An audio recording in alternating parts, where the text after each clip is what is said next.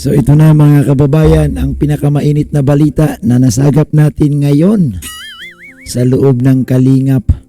Ito guys, ito na po, ito na ang hinihintay ninyo. Ito na ang pananahimik ni Sangkay Lons TV. Mukhang gumagalaw na. So dito mga kalingap, mga kapatid, sa araw na ito, ang ating reaksyonan ay walang iba kundi ang isang reaktor din ng Kalingap na presidente po ito ng Kalingap Watchers. So ito na mga kapatid, tuloy ang kaso. Sangkay namataan sa office ng anti-cybercrime. Nako, pag sinabi guys na cybercrime, mukhang alam nyo na yan, di po ba? No? Pag sinabing cybercrime, may kinalaman ito doon sa pananalitang paninira sa isang tao. Nako, nakakatakot. So ito mga kapatid, makikita po natin sa ating thumbnail. Ayan.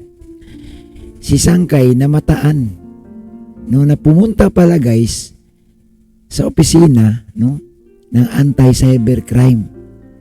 So dito guys, ni-research ko talaga ito kung talaga bang itong kausap niya, yung kanyang pinuntahan active pa ba or hindi na. Siyempre mahirap naman na baka mamaya itong si Sangkay nagpa-picture lang pala yung pala retirado na. Di po ba yung bang ang pinuntahan niya sa cybercrime pero yung pala matagal na parang retired itong general na ito. Pero alam nyo sa aking pagkakaalam, aktibo ito magpahanggang sa ngayon. Ito guys ang patunay. Papapakita natin sa inyo ha. Ito. Ayan. Si General or Brigadier General Wilson Asuita ay isang opisyal ng Philippine National Police at ang kanyang kasalukuyan posisyon hanggang late 2025 ay Director ng Philippine National Police Anti-Cybercrime Group. Siya ang namumuno sa unit ng PNP na tumututok sa mga cybercrime at online kriminalidad. Nako po, sakop ang mga online na mga kriminalidad.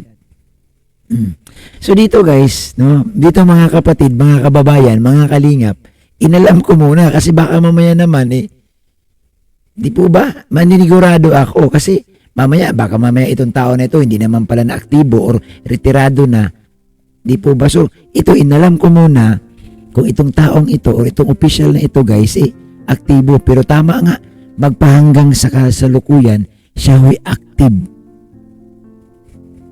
po siya. Ayan po, si General Wilson Asuita. Siya po guys ang namumuno. Siya po ang namumuno. So dito guys, makikita natin na talagang mukhang palihim. Ito na nga ba palihim na lumapit sa cybercrime at naghabla itong si Sangkay. Ang hindi ko lang alam guys, kung sinong tao ang kanyang ihahabla. Siyempre, mahirap naman yan halungkatin pa natin, di po ba? Pag ang kaso kasi guys na-file, mahirap natin pag-usapan yan. Pero dito guys, may tao siyang ididimanda o ihahabla. Hindi lang natin alam kung sino ito. Baka naman, mga dati niyang mga kakilala or mga dati niyang mga kasama, kaibigan. Hindi ko lang talaga alam. Wala akong idea guys na kung sino itong kanya pong ihahabla. Pero ang katibayan po, siya po ay pumunta mismo sa opisina ng anti-cybercrime na kung saan dito ho dinudulog, dito ho dinadala ang mga kaso, lalo na po pagdating po sa social media, yung sa paninirang puri sa pamamagitan po ng online. Kung baga, maalala ko guys yung ginawa ni Kuya Bal noon, di po ba maalala ninyo na lumapit din si Kuya Bal sa cybercrime at naghabla. At ito, nagulat ako kumbaga palihim ito, no, na hindi nabubunyag, at ngayon pa lang natin malalaman, at ako mismo ngayon ko lang nalalaman nung nakita ko ito.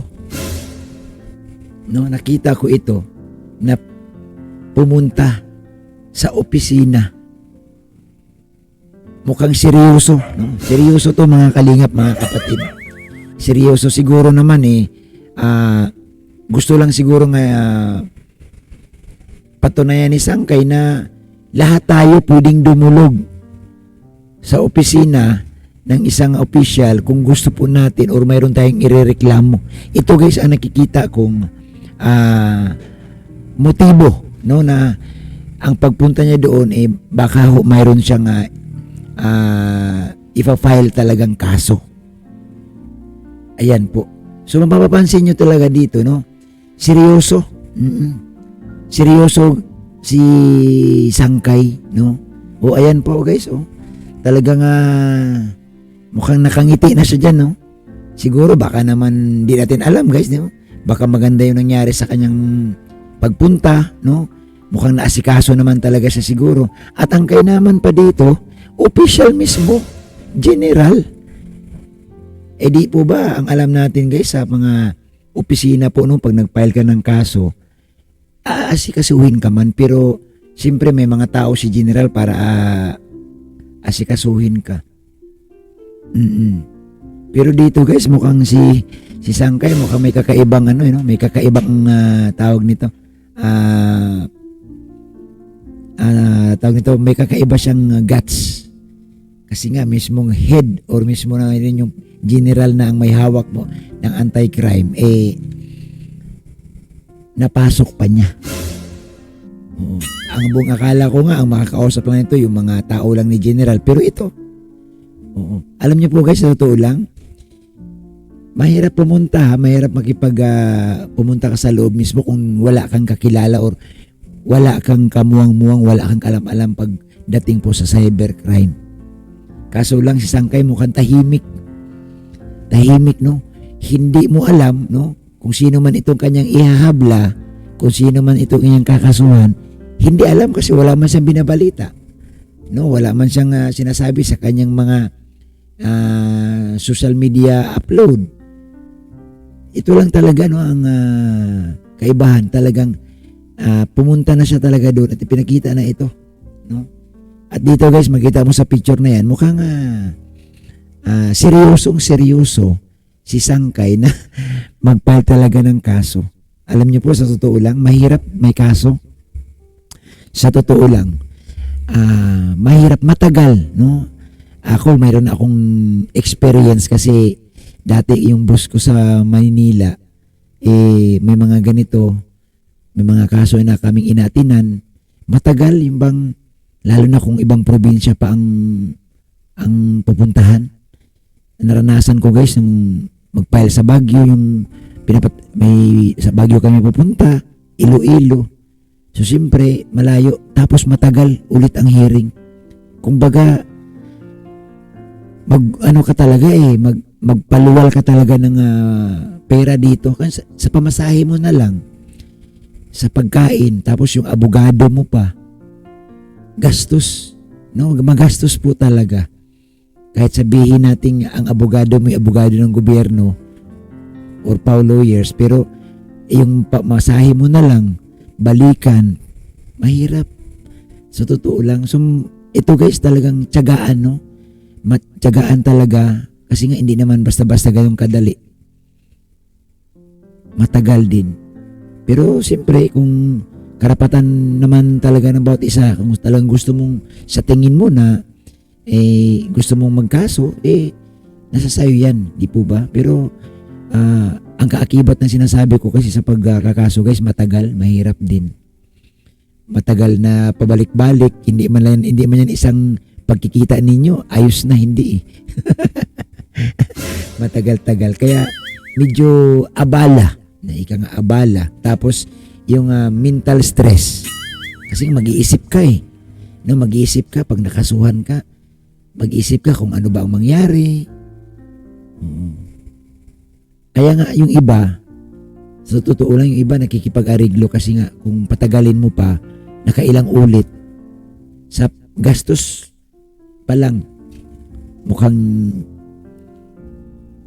mahihirapan ka. Maliban na lang kung talagang milyonaryo ka talaga at marami kang abogado na lahat yan magbibigay lang sa ipapuntahin mo lang doon sa korte para silang humarap kung talagang mayaman ka. Pero kung katamtaman man lang din ang iyong income, ay naku, mahirap. Mahirap. Pero siyempre, sabi ko nga, karapatan nating lahat, no? Kung sa tingin mo nasa iyo ang karapatan para maghabla or magkaso, nasa iyo yan. So guys, yan lang po ang ating maiksing reaction, no, sa araw na ito, no? Itong tuloy ang kaso, no? Sangkay Loans maghahabla na. Di lang natin alam kung sino ito, guys, kasi mukhang napakatipid ni Sangkay magbigay ng kanyang detalye, no? Mukhang mahilig ito si Sangkay presahing kanya no, nang hindi mo man lang nababalitaan. So maraming salamat, guys. Paki-like lang po ang ating video sa araw na ito. At siyempre po, sa lahat po ng hindi pa po nakasubscribe sa ating YouTube channel, ayan po ang ating official YouTube channel, Bobby TV 143. Yan. Guys, sa mga hindi pa po nakasubscribe, paki-subscribe po. At siyempre, isama niyo po si Kuya Bal, si Kalingap Rob. At siyempre po, ang lahat ng reactor ng Kalingap. Yan. Subscribe niyo na po. Maraming salamat sa inyong lahat at isang mapagpalang araw. Happy New Year po sa lahat.